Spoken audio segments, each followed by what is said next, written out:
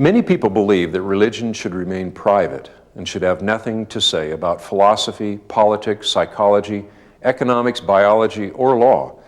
Religion should be kept out of the public square. Even some Christians believe this. They believe that their faith does not apply to these areas, that these disciplines belong to the secular world. The question is, does the Christian worldview apply to every facet of life? The Bible does, in fact, speak to every aspect of life. Genesis 1:1 reads, "In the beginning God created the heavens and the earth," a statement that is full of theological and philosophical ramifications.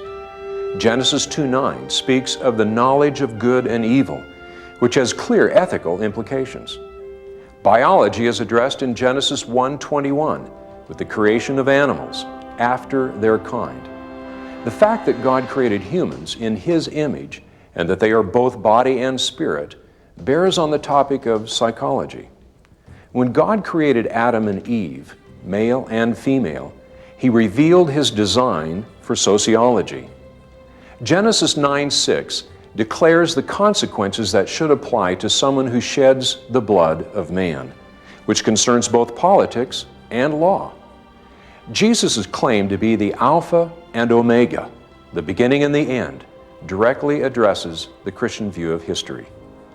The revelation of God in creation and in the Bible provides Christians with the basis for a complete biblical worldview.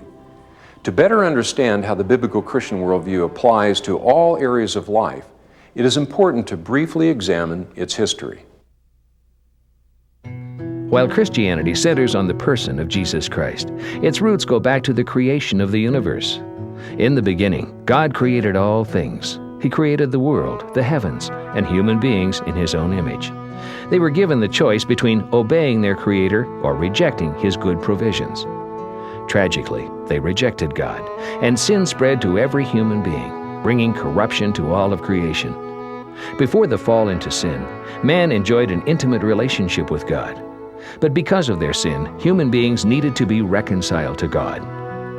The Old Testament records God's relentless pursuit of those made in His image.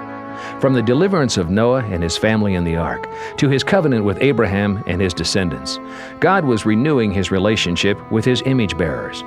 God declared good news to Abraham, promising that through him all the nations of earth would be blessed.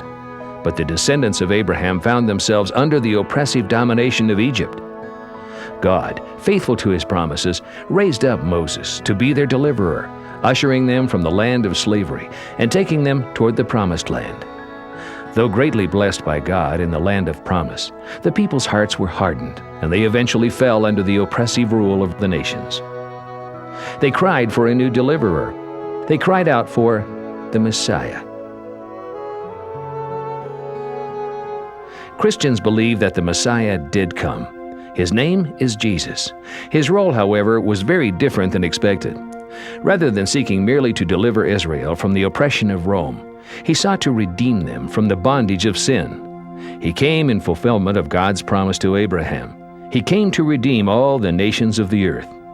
After His crucifixion and resurrection, Jesus commissioned His followers to take the good news, the gospel of Jesus Christ, throughout the entire world, thus making disciples of all the nations. In the centuries following Jesus' life, Christianity spread to all parts of the world. Today, Christian missionaries, bearers of the good news, cover the globe, declaring the way for people to be reconciled with their Creator. Despite intense persecution in certain quarters, Christianity persists.